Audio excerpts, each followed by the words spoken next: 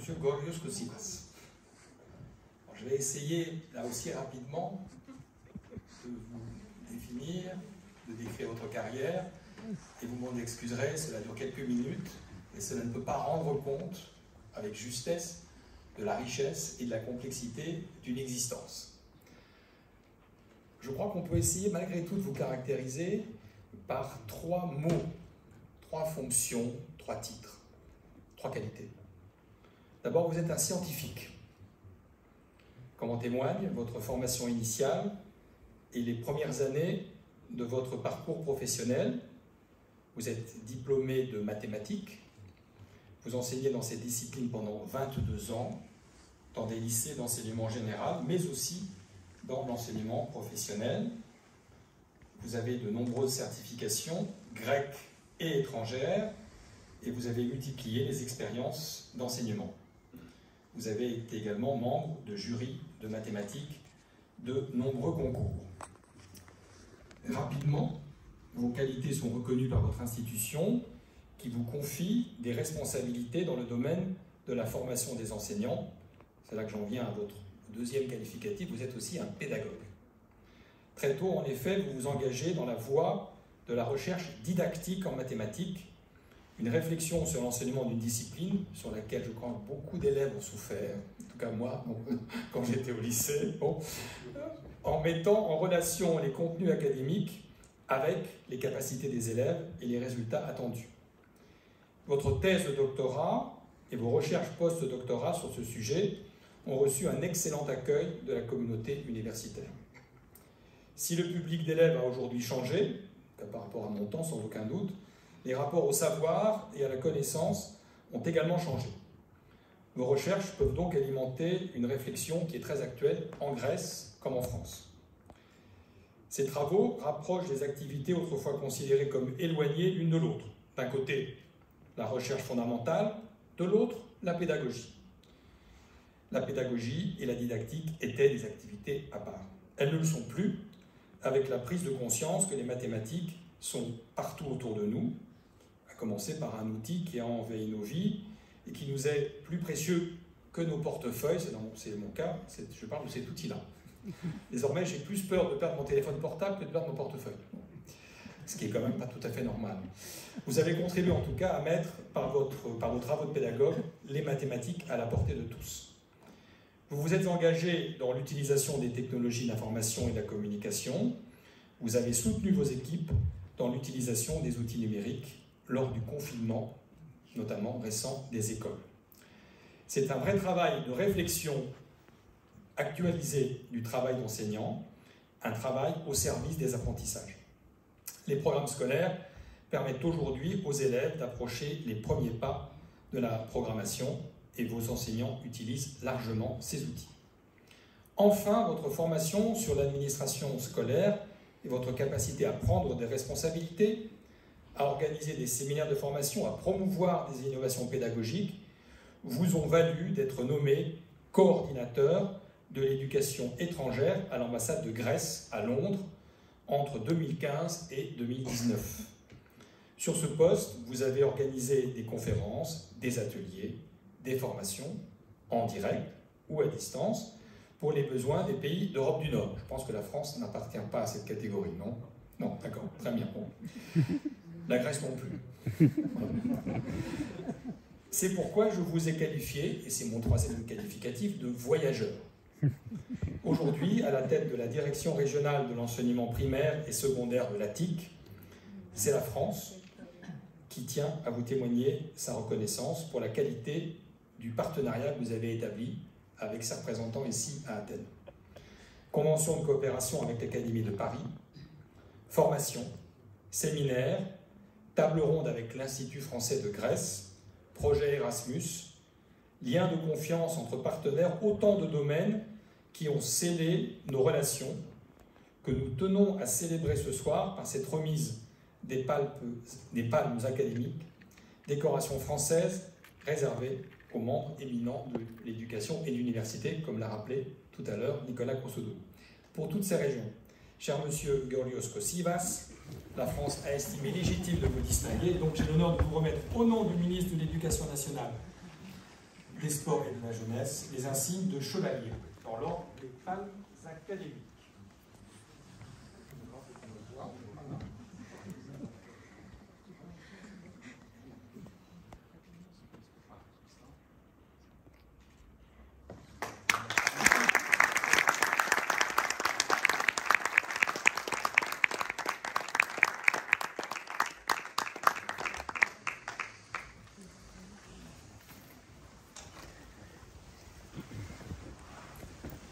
Monsieur le conseiller de coopération et d'action culturelle, directeur de l'Institut français de Grèce. Monsieur le président de l'association des membres dans l'ordre des palmes académiques. Monsieur l'attaché de coopération éducative. Je vous remercie de ces belles paroles que vous avez venues de prononcer et qui m'ont profondément touché.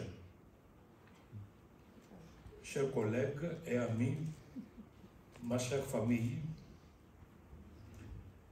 mesdames et messieurs, je voudrais exprimer ma gratitude pour la haute distinction que je reçois aujourd'hui. Je souhaite, en cette circonstance, remercier avec beaucoup de sincérité et une certaine émotion celles et ceux qui ont soutenu et apprécié mon parcours éducatif et mon évolution professionnelle. Tout d'abord, mes professeurs au collège de Léonide Dion Arcadias et au deuxième lycée du Pirée, qui, grâce à leur travail absolument remarquable, m'ont appris mes premiers mots de français. Plus tard, en tant qu'enseignant, je me suis inscrit à l'annexe de l'Institut français à Corinthe, où j'ai pu découvrir tous les petits et grands secrets de la langue et de la culture française. Mes sincères remerciements vont donc à la directrice de l'annexe pour son soutien et son encouragement tout au long des années des apprentissages. J'aimerais également noter que j'ai enseigné pour une période de 5 ans dans la section secondaire de l'École européenne de Bruxelles 3 en tant que professeur de mathématiques. Durant cette période, j'ai obtenu mon master en management de l'éducation à l'Université libre de Bruxelles. Je me souviens de mon directeur de mémoire, un grand humaniste, Pierre Dupont, professeur à l'Université de Mons en Belgique, spécialiste en sciences de l'éducation. Plus tard, j'ai systématiquement suivi la didactique de mathématiques, principalement à travers les activités de l'institution scientifique française des IREM. Mes travaux ont été publiés dans de prestigieuses revues scientifiques françaises. Comme vous le savez, la direction régionale de l'enseignement primaire et secondaire d'Attique est structurée en 14 directions d'enseignement départemental et chargées de la gestion administrative et pédagogique, environ de 2800 établissements du primaire et 1100 du secondaire. Elle encadre aussi un certain nombre de structures d'accompagnement et indisciplinaires et des services publiés déconcentrés tels que les centres régionaux de planification et de l'éducation, PECES, centres interdisciplinaires d'évaluation, de conseil et de soutien des élèves à besoins éducatifs particuliers, CADASI, les centres d'éducation à l'environnement, KEPEA, les coordinateurs et coordinatrices de l'éducation des réfugiés, etc. Nous avons conçu avec mes collègues et mes collaborateurs 7 programmes Erasmus européens et nous y participons activement. Nous sommes bien évidemment très intéressés par le domaine de l'enseignement des langues et de la culture étrangère dans le système scolaire grec. Je suis, en ce qui me concerne, un des millions d'amoureux de la langue française et de la culture francophone qui véhicule depuis de longues années des valeurs de l'humanisme, de la solidarité et de l'amitié. Il est vrai que depuis toujours et surtout ces dernières années, nous travaillons ensemble autour de plusieurs projets éducatifs avec un grand succès et nous partageons des valeurs pédagogiques communes pour maximiser l'apprentissage des élèves. Je tiens aussi à remercier le conseiller scolaire pour les Français Stelios Markadonakis, avec qui nous avons œuvré ces dernières années pour le renforcement des échanges éducatifs entre la Grèce et la France. Je remercie chaleureusement l'ambassade de France en Grèce et l'Institut français de leur soutien spécial et leur collaboration fructueuse. Je cite à titre d'exemple les partenariats avec l'Institut français de Grèce dans le cadre du programme Erasmus+, intitulé Connect, dont la Grèce est le pays coordinateur, la convention de partenariat signée avec l'Académie de Paris en 2016 et renouvelée en 2019 et les échanges réalisés entre les professeurs et les élèves grecs et français. Enfin, permettez-moi de remercier mes proches. Je me souviens de mes parents qui travaillaient jour et nuit pour pouvoir assurer mes études dans des conditions très difficiles et qui m'ont accompagné dans les bons et les moins bons moments de ma vie. Permettez-moi également de remercier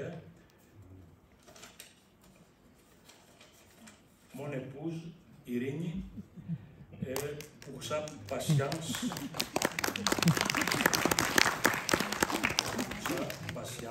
et sa compréhension en me supportant constamment depuis plus de 35 ans. Enfin, je voudrais remercier mes enfants, Emilia et Dimitrios, qui viennent d'arriver de Londres et de New York, respectivement, pour être présents à cette cérémonie en ce moment très particulier pour nous. Mesdames et messieurs, cette excellente distinction honorifique n'est pas pour moi uniquement la reconnaissance des actions entreprises et des efforts déployés pour servir les missions qui m'ont été confiées à chaque fois. Elle est surtout une incitation à poursuivre mes activités dans la même direction. J'espère que je serai à la hauteur de l'honneur qui m'a été accordé. Je vous remercie chaleureusement toutes et tous.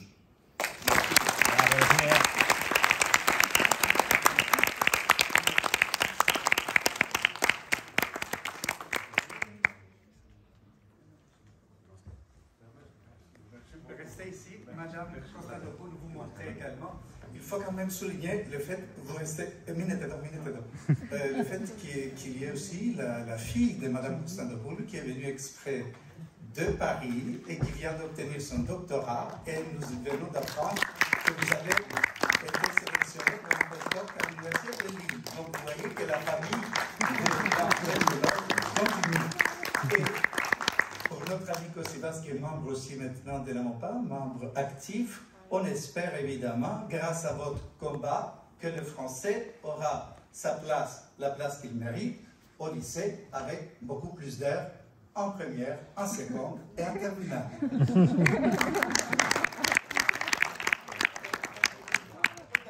Parce que M. Bellin vient d'arriver, vous allez lire son CV, je ne veux pas le dire parce qu'il n'est pas parmi les récipiendaires aujourd'hui, mais puisqu'on prévoit et on voit et on entrevoit un grand défenseur de notre association, de lui offrir le petit livret qui s'appelle les Pâtes académiques.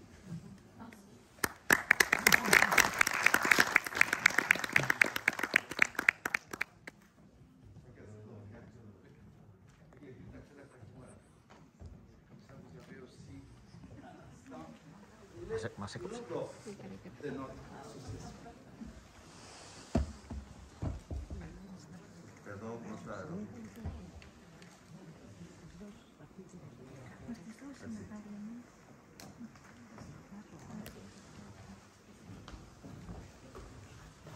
La soirée ne se termine pas, elle commence même peut-être, puisque vous êtes invités à rejoindre la réception qui a lieu en face, de l'autre côté de la cour, au Bistrot Café Paris-Athènes. Qui va réouvrir officiellement le 1er mars, mais qui est exprès pour vous ce soir. Voilà, on vous offrir quelques-uns des pains qu'il nous offrira après de manière permanente à partir du 1er mars.